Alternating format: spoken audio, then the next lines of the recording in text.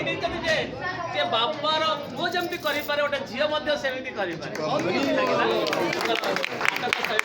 ଜୟ ଜଗନ୍ନାଥ, ରାଧେ ରାଧେ। ମା ସମସ୍ତଙ୍କୁ ପ୍ରଣାମ କରୁଛି। ଜୟ ଜଗନ୍ନାଥ, ଜୟ ଶ୍ରୀରାମ। କହିଦେଉଛି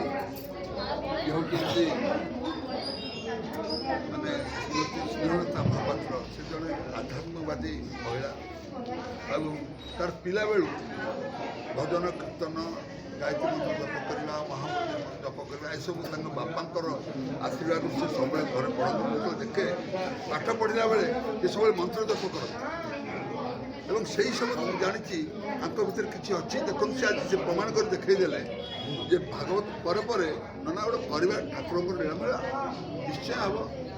ସବୁ ପଇସା ସବୁ ଆୟୋଜନ ସେ କରୁଛନ୍ତି।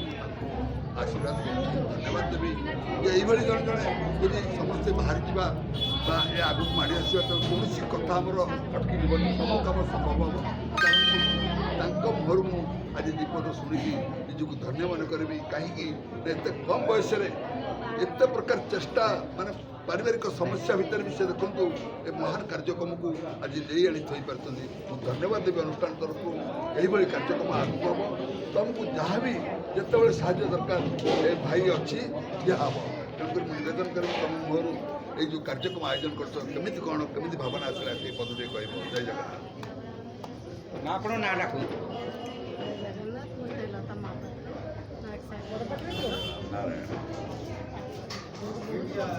ପିଲାଦିନ ଆମେ ଏତେ ନଦୂର ଟିକେ ବହୁତ ଡ୍ରାମା ହେଇଛି, ଲୀଳା ହେଇଛି, ରାମଲୀଳା, କୃଷ୍ଣଲୀଳା ସବୁ ଆମ ସାହିରେ ବହୁତ ବର୍ଷ ହେଲାଣି ହେଇସାରିଥିଲା।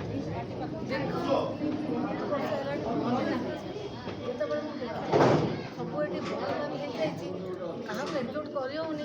ଏ ମାଆ ମାନେ ମୋ ସାଥି, ମାଆ ମାନଙ୍କ ଦେଖନ୍ତୁ ଆମର ଭଉଣୀ ଶ୍ରୀଲତା ଭଉଣୀ ଏ ବହୁତ ସୁନ୍ଦର କଣ୍ଠ, ବହୁତ ସୁନ୍ଦର କଣ୍ଠ। ଦେଖ ପିଲାଦିନେ ଆମେ ମିଶିକି ନାଟକ କରୁଥିଲୁ। ଆଜି ଆମେ ଯେତେବେଳେ ପରିଣତି ବୟସରେ ଆମେ ତାର ପୁନରୁଦ୍ଧାର ପାଇଁ ଚେଷ୍ଟା କରୁ। ଦୁଇ ଜଣ ଯାକ ମିଶିକି କଥା ହେଲୁ। ବହୁତ ସୁନ୍ଦର କଥା। ଆଉ ସବୁ ମାଆ ମାନେ ଏଠି ଯେଉଁମାନେ ସବୁ ଅଭିନୟ କରୁଥିଲେ ସମସ୍ତେ 50 ବର୍ଷରୁ ଏତେ ସୁନ୍ଦର ଭାବରେ ଅଭିନୟ କଲେ ଏବଂ ଆଜିର କାର୍ଯ୍ୟକୁ ସେମାନେ ଏତେ ସୁନ୍ଦର ସଫଳତା କଲେ।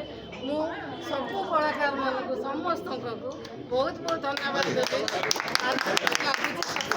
ଆମେ ଯେଉଁ ଯୋଜନା କରିଥିଲୁ ମାତ୍ର 8 ଦିନ, ମାତ୍ର 8 ଦିନ ଏ ଯୋଜନା ଏତେ ସୁନ୍ଦର ଭାବରେ ସଫଳ ଆମର ଧାରଣା ଥିଲା। ସଫଳତା ଆମର ଓଡ଼ିଶାର ଜଗନ୍ନାଥ ପ୍ରେମୀ ମାନଙ୍କୁ ଆପଣ କ'ଣ ବାର୍ତ୍ତା ଦେବେ? ଆମର ଏ ଚ୍ୟାନେଲ ମାଧ୍ୟମରେ ଆପଣ କ'ଣ ବାର୍ତ୍ତା ଦେବେ? ଆଧ୍ୟାତ୍ମିକର ଚିନ୍ତାଧାରା ସବୁଆଡ଼େ ଜିନିଷ ଏବଂ ଆଧ୍ୟାତ୍ମିକର ବାତାବରଣ ସବୁ କୋଣ ଅନୁକୋଣରେ ପର୍ଯ୍ୟାବିତ ହେଇଯାଉ, ଏଇଆ ହିଁ ମୁଁ ଆଶା ରଖିଛି।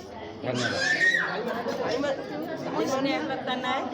ମୋର ବାବା ଗୁରୁ ଶ୍ରୀଯୁକ୍ତ ନରହରି ଓଝା ତାଙ୍କର ଆଶୀର୍ବାଦ ଏବଂ ଏ ସବୁ ସାହିର ସମସ୍ତଙ୍କର ଆଶୀର୍ବାଦ ଯେତିକ ଆମର ବଡ଼ ବଡ଼ ବାପା ମା ବଡ଼ ବଡ଼ ଭାଇ ଭଉଣୀ ଅଛନ୍ତି ସେମାନେ ମୋତେ ବହୁତ ଭଲ ପାଆନ୍ତି। ଆଉ କେଦାରନାଥ ମୋତେ ବହୁତ ଭଲ ପାଆନ୍ତି, ଆମ ବାବାଙ୍କୁ ବି ବହୁତ ଭଲ ପାଆନ୍ତି, ଆଉ ଏ ମୁନା ସମସ୍ତେ ଆମକୁ ବହୁତ ଭଲ ପାଆନ୍ତି। ସେଥିପାଇଁ ମୁଁ ତାଙ୍କୁ ବହୁତ ଧନ୍ୟବାଦ ଦେଉଛି। ତାଙ୍କର ଆଶୀର୍ବାଦରୁ ଆମେ ଏଇ 2-4 ଦିନ ଭିତରେ ଏଇ ନୃତ୍ୟ ନାଟିକଟି ବାବା ଶ୍ରୀଯୁକ୍ତ ନରହରି ଓଝା ରଚନା କରିଥିଲେ। ତାଙ୍କ ଯୋଗୁଁ ତାଙ୍କ ଆଶୀର୍ବାଦ ଯୋଗୁଁ ମୁଁ ଆଜି କରିପାରିଛି।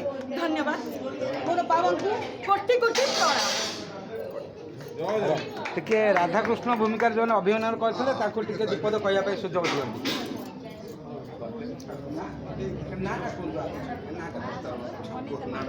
ହଁ, ରାଧା ଭୂମିକାରେ ଅଭିନୟ